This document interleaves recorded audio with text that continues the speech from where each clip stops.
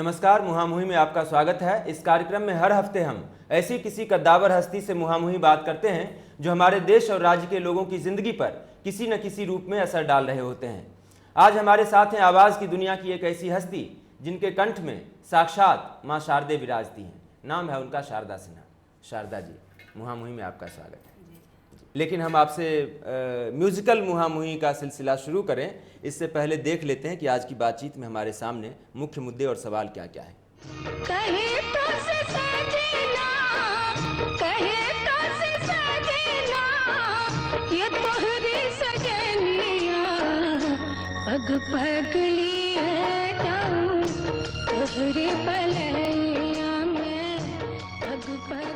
शारदा सिन्हा की आंखों में जितनी मासूमियत है, आवाज में उतनी ही पवित्रता। यह मासूमियत हमारी संस्कृति से आई है और पवित्रता हमारी माटी से।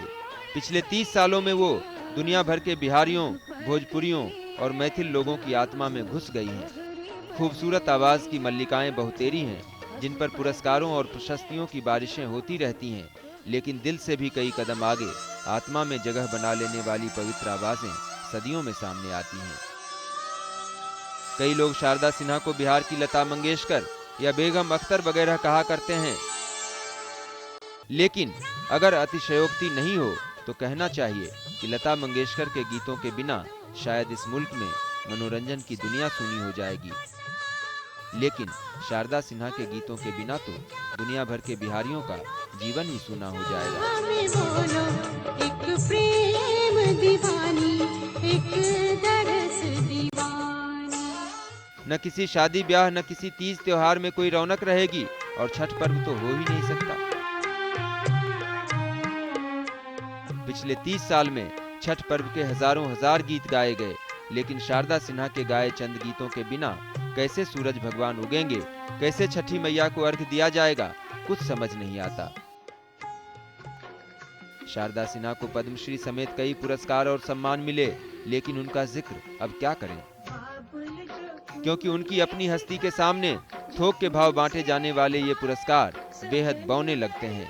कोई सरकार इसे समझे न समझे, जनता समझती है। सुपौल के हुलास गांव की शारदा सिन्हा की शादी बेगूसराय के सिहमा गांव में हुई। जितनी वो सुरों की सहेली बनी, उतनी ही यारी उन्हें नृत्य से भी रही। लेकिन क्या समाज के तानों से वो विचलित हो गई, जो अकेले संगीत को ही साथी बना लिया?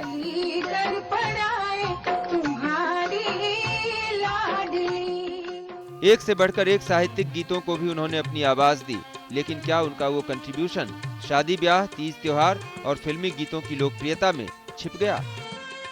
क्या हमारी सरकारों ने इस भोली भाली लोक गायिका को हमेशा ठगने का काम किया?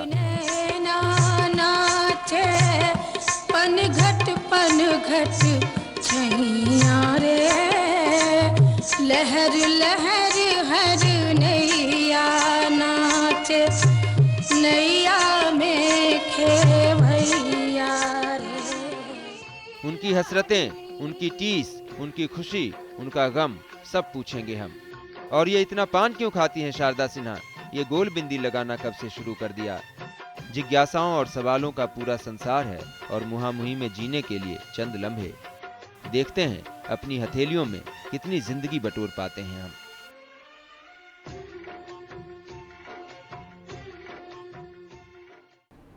शारदा जी, इस बातचीत की शुरुआत क्यों न हम उन्हीं माँ शारदे की वंदना से करें, जिनकी हम सब संतान हैं और जिनके आशीर्वाद की वजह से हम सब जो है दुनिया में एक जगह हासिल कर पाए।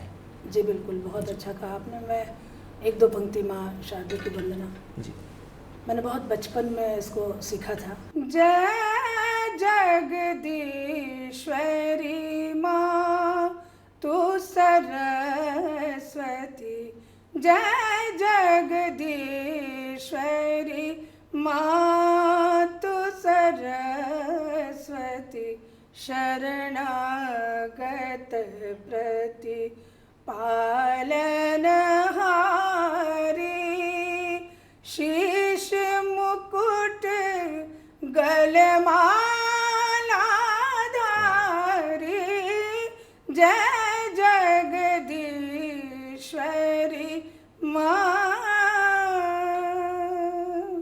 क्या बात है, क्या बात है, क्या बात है शारदा जी। आपकी इसी आवाज़ का ये कमाल है कि आज आपके बिना बिहार में न कोई तीज त्यौहार होता है, न कोई शादी विवाह होता है, और छठ पर्व तो आपके बिना हो ही नहीं सकता है। तो ये कौन सा जादू होता है कि एक व्यक्ति पूरे समाज के लिए, पूरे राज्य के लिए, और कहें तो पूरे राष्ट्र के लिए इस तरह से अपरिहार्य और अनिवार्य हो जाता है?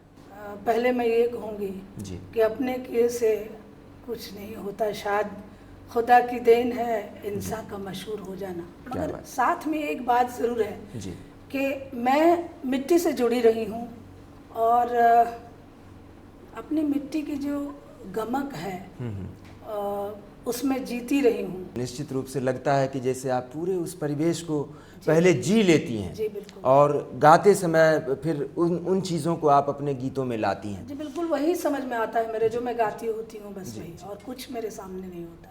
लेकिन शायद आप शुरुआत में नृत्यांगना बनना चाहती थी, शायद आपने भारतीय नृत्य कला मंदिर से मणिपुरी नृत्य की कुछ ट्रेनिंग वगैरह भी ली थी। जी जी बिल्कुल, कुछ नहीं, मैंने वो नृत्य विशारद की डिग्री भी ली थी उससे। और मेरी इच्छा तो थी कथक सीखने की उस वक्त, लेकिन यहाँ भारतीय नृत्य कला मंदिर में हरिउपल जी के यहाँ उस समय मणिपुरी डांस था और कथकली था जी, और भरतनाट्यम था। तो मणिपुरी में मेरा एडमिशन हुआ और मैंने सीखा बखूबी। जब डॉक्टर राधा कृष्ण ये राष्ट्रपति थे उस समय भी मेरा एक परफॉर्मेंस हुआ था। मणिपुरी डांस में कृष्ण का, राधा का वो ग्रुप डांस होता है अधिकतर, उसके कॉस्ट्यूम बहुत ही खूबसूरत होते हैं। मुझे वो बोल आज तक याद है जो मैंने डांस किया था। मैं सुनाऊं? जी बिल्कुल बिल्कुल बिल्कुल। ये कृष्ण का पार्ट है। दिन तदकित तकितांग तदकित तकिदिन तदकित तकितांग तदकित तकितांग तदकित धै तकितांग तदकित धै तकितांग तदकित दिन ताता खरगदिन ताता खरगदा ता ता दिन देन ता दिन गेरे, ऐसे करके बढ़ रहा है। क्या बात? एक बोल, इसके बाद वो कृष्ण जी घूमते हैं। दिन तदकित धै तद धै तदकित तद तदकित धै तद दिन तदकित दिन तदकित धै तद दिन तदकित तद तदकित दिन तद दिन तदकित दिन तदकित दिन तद दिन तदकित ताक्रा क्राकित ताक्रा कित ताकित करते तेन ता धन तकित धै तगिना धन तकित धै तगिना। अब चाल उनकी देखिए, दिन दिन ता गिनते दिन दिन ता गिनते दिन क्या बात दिन। तो मुझे आज भी याद है। क्या बात है, क्या बात। मानस पटल पर बिल्कुल वो छा गया था वो डांस, मुझे बहुत पसंद था। तो फिर नृत्य से संगीत की तरफ आप कैसे आ गई? उसको आपने छोड़ दिया पीछे और संगीत की तरफ आगे बढ़ गई? अब बिहार में शादी विवाह, लड़कियों का मामला, हालांकि मेरे फादर बहुत दूरदर्शी थे, उन्होंने नृत्य सीखने के लिए उन्होंने बढ़ाया आगे। जब मेरी रुचि उन्होंने देखी कि मैं कविताओं को भी मुद्राओं में गाती हूँ, तो उन्होंने सीखने का किया। मणिपुरी डांस हमने सीखा और शादी हुई, तो उसके बाद फिर डांस का परफॉर्मेंस मैंने दिया। अच्छा, 1-2 बार शादी के बाद भी? जी, शादी के बाद भी जी, समस्तीपुर में जी। उस समय लोगों ने बहुत तारीफ की, बट तारीफ तो की, बाद में पीठ पीछे जो है वो कहने लगे ऐसे परिवार का है, ये है, फिर भी पत्नी को डांस करवाता है, ये तो बहुत बुरी बात है। मतलब इस तरह की शिकायतें। तो मुझे लगा कि अब पता नहीं उस वक्त क्या सोच पाई, मगर धीरे धीरे ये गाने में ढल गया, वो लय, वो सुर, वो भाव, वो मन ये गाने में ढल गया। आज भी मेरी इच्छा होती है तो मैं निखिल बनर्जी के सितार को लगा के, कोई भी सितार का वो झाला जब बजता है, जब भी कभी मेरा मन करता है तो मेरे पास घुंघरू वगैरह सारे रखे हुए हैं। क्या बात? तो मैं तत्काल करना शुरू कर देती हूँ। मैं बहुत दिनों तक करती रही उसको। शारदा जी, आपकी बात से मेरे मन में एक सवाल तत्काल पैदा हो रहा है कि आपकी इतनी दिलचस्पी है डांस में और आपने इतना डांस किया भी है, तो अब अगर आपको कोई स्टेज शो करने का ऐसा ऑफर मिलेगा तो क्या आप उस ऑफर को एक्सेप्ट करेंगी?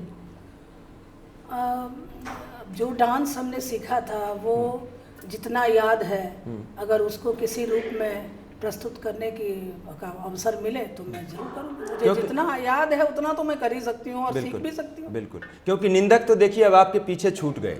जिन लोगों ने उस वक्त निंदा की, आलोचना की, आपको डिमोरलाइज किया, वो लोग तो कहीं पीछे छूट गए और शारदा सिन्हा कहीं बहुत आगे बढ़ चुकी हैं। तो गाने के साथ भी वो बात हुई थी। जी जी। लेकिन शुरू में लोगों ने ऐसा कहा, फिर उसी आदमी ने जिसने ऐसी बातें कही थी वही आदमी था जिसने हमको ये भी कहा कि आप तो देवी हैं। क्या बात है। तो हाँ, वक्त बदलता है, लोग भी बदल जाते हैं और उगते हुए सूरज को सभी सलाम करते हैं। उगते हुए सूरज को सलाम करने के लिए आपने भी खुद कई सारे ज़बरदस्त गीत गाए हैं। केलवा के पात पर उगेला सूरज। जी जी जी जी। तो उसका कुछ आप सुनाएंगे? एक गीत है जो मैथिली में है और बहुत ही पॉपुलर हुआ और वो गीत सुनते ही लोग समझ जाते हैं। जी जी जी। सोना सट कुनिया हो दीनानाथ हे घूमै छ संसार आन दिन उगै छ हो दीनानाथ आहो भोर भिनसार आजू के दिनवा हो दीनानाथ हे लागल एती बेर हे लागल एती बेर। तो सूर्य भगवान शारदा जी जानती हैं, जब आप ये आपका ये गीत बजता है छठ की सुबह में, जो दूसरे दिन की सुबह होती है, तो उस वक्त ऐसा लगता है जैसे अगर ये गीत ना बजे तो आज सूर्योदय नहीं होगा। ये तो बस ईश्वर की कृपा है, हमारे श्रोता और दर्शक हैं, उनका प्यार है, उन लोगों ने ही इसको इतना मान सम्मान दिया है, सुन सुन के इतना लोकप्रिय बनाया है। और मैं तो बस गाती गई, मैं सोच के नहीं गाई थी, मैंने सोचा नहीं था कि ऐसा, खुद भी मुझे ऐसा नहीं लगता था, मैंने गाया और ऐसा हुआ। और जब इस तरह के गीत बजते हैं तो ये भी लगता है, एक तो ये लगता है कि अगर ये गीत नहीं बजेंगे तो आज सूर्योदय नहीं होगा, और दूसरी तरफ ये भी लगता है कि अगर ये गीत नहीं बजेंगे तो लोग शायद सूरज भगवान का इतना इंतज़ार भी नहीं करेंगे। जी बहुत ज़रूरी है वो। कैसे श्रम गीत है, वो गाते हुए धान काटते हैं तो उनका वो समय वक्त जो है वो कट जाता है। तो इसी तरह से सामा चकेवा है। तो इसी तरह से छठ की तैयारी में जी जी जी अगर ये गीत नहीं हो तो सहायक होते हैं ना, गीत तो सहायक वो सारी थकान को खत्म कर देती है। बिल्कुल, उसमें विभोर रहते हैं लोग और उसी भाव से वो सारे कार्य निष्पादित होते रहते हैं और सूर्य भगवान का दर्शन। महिलाएं उपवास करती हैं और काम ज्यादा करना पड़ता है, कठिन व्रत है। बिल्कुल, इसमें बहुत ही सहयोगी है ये गीत। उसकी भी दो लाइनें प्लीज। सामा खेले गेली हो भैया कौने भैया के रटोल, सामा हेराई गल हो भैया चकेवा लई गेल चोर, हम नहीं जानलो हो भैया बलमुआ होइथिन चोर, जूता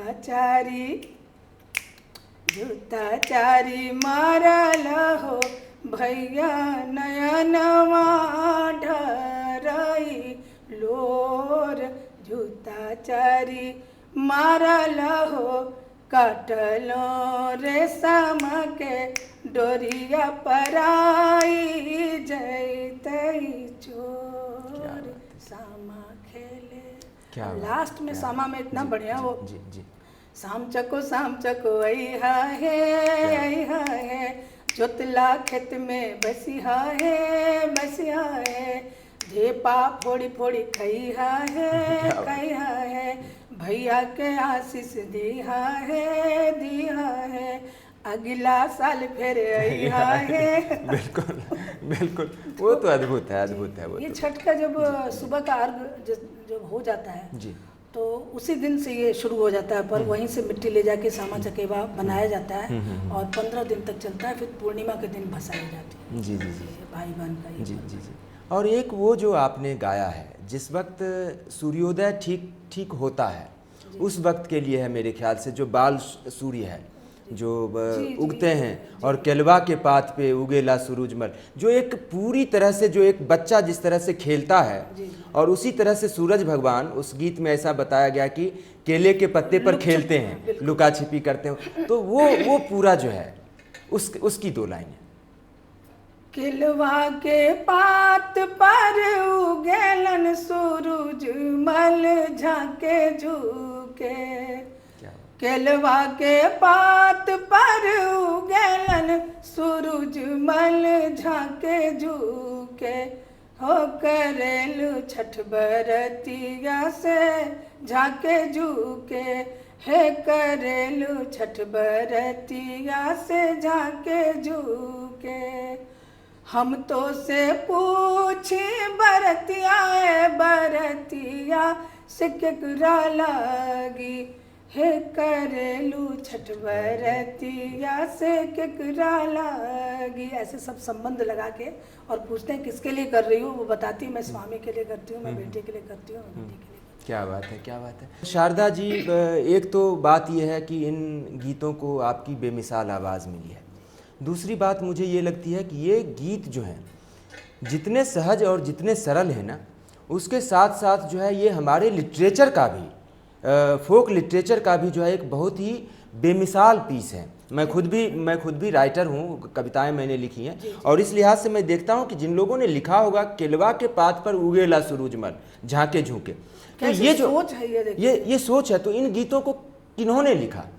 देखिए किन्होंने लिखा, ये तो कई गीतों के बारे में आपको पता नहीं चलेगा किन्होंने लिखा। वो कालांतर में जो है वो लोग गाते गए और वो कारवां बनता गया वाली जो बात है। कभी किसी ने कुछ शुरू किया, लिखा होगा, और वो गीत, यही तो ट्रेडिशनल बनने का यही तो तरीका है। बिल्कुल बिल्कुल। कि हम बहुत लोग नहीं जानते होंगे कि किसने ये गीत लिखा है, मगर आज सब लोग इसको गाते हैं। इसको सब हमने कहीं 2-4 पंक्ति सुनी थी और उसमें फिर बढ़ाते गए, इसमें केलवा के पात, फिर अमरुदबा के पात जो लगते हैं छठ में, उसको मैंने जोड़ दिया उसमें, और वो लोगों को एक एक्सेप्ट भी तो करना चाहिए, तो एक्सेप्टेबिलिटी मिली। बल्कि हम तो ये कहेंगे कि छठ के गीतों का में जो बहुत ही लिमिटेड उसके धुन होते हैं, तो उसमें हमने प्रयोग भी किया। हमने एक गाना गाया था, आठ ही काठ के कोठरिया। तो आप देखिए छठ के धुन जो है वो लगभग एक जैसे होते हैं, थोड़े बहुत एक दो हैं अलग अलग, अदरवाइज एक जैसे होते हैं, ऑल्दो बहुत ही अच्छे हैं वो। लेकिन हमने सोचा कि थोड़ा बदल के देखा जाए, तो हमने उस गीत को गाया था, आठ ही काठ के कोठरिया हो दीनानाथ, रूपे छाने लागल केवाड़। क्या बात। उगने के लिए कह रहे हैं, चदरा उघारी जब देख ले हो दीनानाथ, कौने संकट पड़ल तोहार, नैना संकट पड़ल मोरा हो दीनानाथ, ओहिला के बड़वा धैले ठाड़। तो हमने धुन में बदलाव किया, छठ के धुन में, जिसमें लोग बदलाव नहीं करते हैं, हमने किया। मगर क्या है कि उसकी जो मौलिकता है वो खत्म नहीं, वो बीट्स खत्म नहीं किया हमने। अक्सर 7 मात्राओं में छठ के गीत गाए जाते हैं अधिकतर, हमने वही रखा, और उसकी जो उसका जो एक गांभीर्य है वो भी रखा, इसमें करुणा भी है, तो ये सारा बरकरार रखा है, इसमें कोशिश की, और वो लोगों को बहुत अच्छा लगा। नहीं, निश्चित रूप से रोए खड़े हो जाते हैं, आंखें गीली हो जाती हैं, और ख़ास करके अगर अकेले में आप इनको सुने और इन पर चिंतन करें, सोचें कि इनमें क्या कहा गया है, तो बिल्कुल जो है हर आदमी जो है गारंटी के साथ भावुक हो जाएगा। और इसीलिए मैं ये थोड़ा सा जानना चाहता था, समझना चाहता था कि क्या हमारे किसी एक लोक कवि का, पोएट का नाम आज की तारीख में हमें मालूम नहीं है, जिन लोगों ने इस गीत को लिखा, ताकि हम उनको एक उनके नाम से हम ट्रिब्यूट दे सकें। कोई इन गीतों को लिखने वाला कोई आदमी, उसका नाम ज्ञात नहीं है अभी? छठ के गीत तो ट्रेडिशनल ही अधिकतर है। अच्छा। और ऐसे हमने तो कई गीत लिखवाए हैं उसी बेस पर, तो वो तो आज के हमारे जो लोग हैं, कवि हैं, उन लोगों ने लिखा है। लेकिन जो ये पुराने गीत जो मूल गीत है, हाँ, जो मूल गीत है, मारबो रे सुगना धनुष से, और ये सब जो गीत है, सोना सटकुनिया, इन सबों का तो पता नहीं, मुझे भी पता नहीं है। मैंने भी कहीं से सुना, मैंने भी 4 लाइनें सुनी, उसको हमने थोड़ा बढ़ाया, वो अलग बात है, मगर मैंने भी कहीं कहीं से सुनी। तो ये सुनी हुई चीज़ें हैं, सुना हुआ गीत है, और लिखने वालों का ठीक पता नहीं है। जैसे भोजपुरी वगैरह में बहुत सारे हैं, महेंद्र मिश्र हैं, भिखारी ठाकुर जी हैं, तो उन लोगों के लिखे हुए हैं, तो ये पता है कई गीतों के बारे में, ये उनका लिखा हुआ, उनकी रचना है। और छठ के गीतों का, पुराने गीतों का ये पता नहीं है। पहली बार आपने कब गाए छठ के ये सारे गीत? छठ के गीत मैंने सबसे पहले 79 80 में गाया था। 80 में गाया था हमने वो अंगना में पोखरी खनाया अब छठी मैया आज। क्या बात है। तो वो ये था कि जो जा नहीं पाते हैं घाट तक, बिल्कुल, तो वो गुहार लगाते हैं कि हे छठी माता आप मेरे आंगन में आ जाए। हमने आंगन में ही पोखर बनवा लिया। क्या बात। बहुत पहले सोचा होगा जिसने भी लिखा होगा या जिसने भी ऐसा कॉन्सेप्ट दिया होगा, क्योंकि आज हम यही देख रहे हैं कि घाटों की जो हालत है वो लाख, जब छठ का पर्व आता है तब सफाई होने लग जाती है, और लाख साफ करने के बाद और सबके के बाद भी रास्ते और ये इतने ज़्यादा, जबकि बहुत कुछ इसके लिए करने के बावजूद भी तो लोग नहीं जा पाते हैं। तो अब तो छत पर और आंगन में तो बिल्कुल कॉमन हो चुका है। बिल्कुल। तो लोग अर्घ देते हैं। आपसे पहले भी छठ के लोकगीतों की परंपरा इसी तरह से थी, या आपने आकर उसको जो है, जो ये नई पीढ़ी के लिए जो पिछले 30 साल के दौरान जो दुनिया में आए हैं, उन लोगों के लिए जानना बहुत ज़रूरी है कि आपसे पहले छठ के लोकगीतों की परंपरा किस तरह से थी?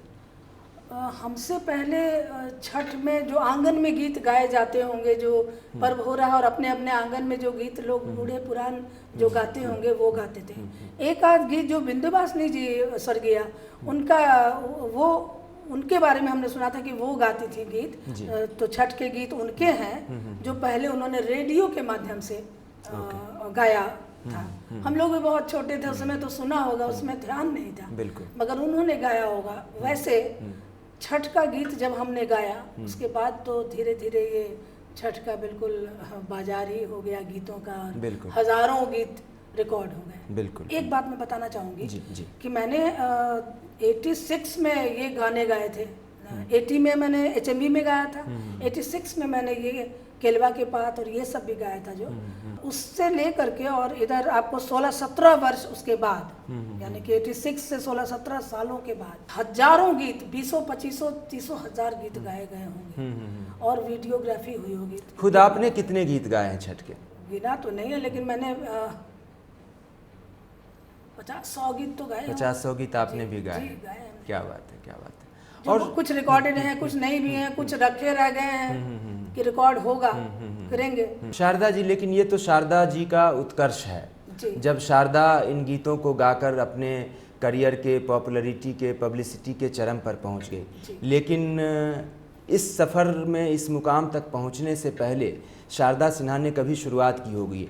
पहला ऑडिशन आपने कब दिया? जी, मैंने पहला ऑडिशन दिया था 73 में पटना रेडियो स्टेशन में। ग्रेट जी। और पहले ऑडिशन में तो मैं फेल ही हो गई थी। फेल हो गई तो डिस्क्वालीफाई कर। अमिताभ बच्चन का ऑडिशन ठीक है, उनका गाने का नहीं था, वो भी फेल हुए थे। मनोज तिवारी से बात हुई, मनोज तिवारी ने कहा कि मैं भी फेल हो गया था। आज पता चल रहा है कि शारदा सिन्हा भी फेल हो गई थी। मतलब रेडियो कितने खराब जो है जज रहे होंगे उस वक्त इसका अंदाजा लगाया जा सकता है। कड़े रहते होंगे जी। पता नहीं किस इसमें आधार पे। तो उस समय मैं फेल हो गई। उस समय मैंने लाइट म्यूजिक का ऑडिशन दिया था। मैं गज़ल, गीत, भजन सब गाती थी और मैंने उस समय उसका ऑडिशन दिया था। मैं फेल हो गई तो यहाँ से चिट्ठी गई कि आप की आवाज़ जो है उसके लायक नहीं पाई गई है, 6 महीने के बाद फिर से ऑडिशन दे सकते हैं। अच्छा। मैंने 6 महीने उसकी तैयारी की और मैं बिल्कुल बहुत ज़िद के साथ में, एक कमिटमेंट के साथ में कि मैं अब छोड़ूंगी नहीं, मैं तो करके रहूँगी। और फिर मैंने 6 महीने के बाद ऑडिशन दिया और मैं पास हो गई। और फिर मैं रेडियो स्टेशन से गाने लग गई। 73 से ही मैं गाने लग गई। रेडियो स्टेशन पे पहला गीत आपने कौन सा गाया था? जी बिल्कुल याद है मुझे, क्योंकि वो कंपोजिशन बनाने पड़ते थे। जी जी। वो अपने गीत 6 गीत गाने होते थे। भजन हमने जो पहला गाया था वो ये गाया था, मितवा रे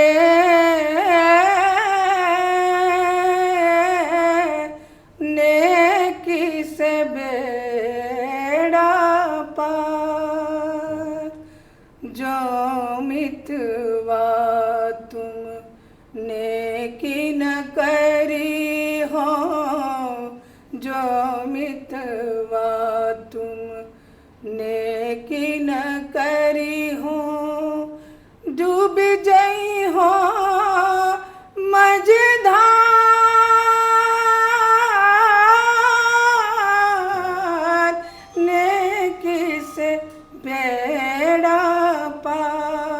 भजन का। और एक गज़ल याद है जो सबसे पहला हमने कंपोज किया था, अपना दिल पेश करूं, अपनी वफा पेश करूं, अपना दिल पेश करूं, कुछ समझ में नहीं आता तुझे क्या पेश करूं, अपना दिल पेश करूं। जो लोग ये समझते हैं कि शारदा सिन्हा तो बस छठ के गीत और शादी ब्याह के गीतों के लिए पॉपुलर हैं, उनको, उन दर्शकों को ये पता चल रहा होगा कि आपने कितने एक्सपेरिमेंट्स किए हैं और आपके पास भी कितने सारे शेड्स हैं, आपने गज़लें भी गाई हैं। गज़ल तो हमने, मेरे एक कैसेट ही मेरा आया था किसी की याद, वो मुझे बहुत पसंद है, बहुत ज़्यादा। उसमें एक गज़ल है जो शायद आपने उनका नाम सुना ही होगा, अमीक हनफी। मैं 2 पंक्ति चाहूँगी सुनाना। ज़रूर ज़रूर ज़रूर, स्वागत है। करके गुलशन पे नजर बैठे हैं, क्या बात, करके गुलशन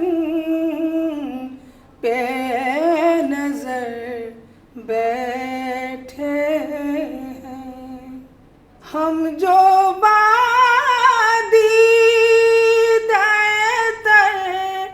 बैठे हैं, क्या बात है, क्या बात, करके गुलशन पे नजर बैठे हैं। क्या बात है, क्या बात है, क्या बात है।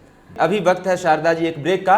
ब्रेक के बाद लौटेंगे तो शारदा जी से ये म्यूजिकल मुहामुही का सिलसिला जो है जारी रहेगा। कई सवाल पूछेंगे, कई उनके मन के गीत सुनेंगे, अपने मन के गीत सुनेंगे और दर्शकों के मन के गीत सुनेंगे।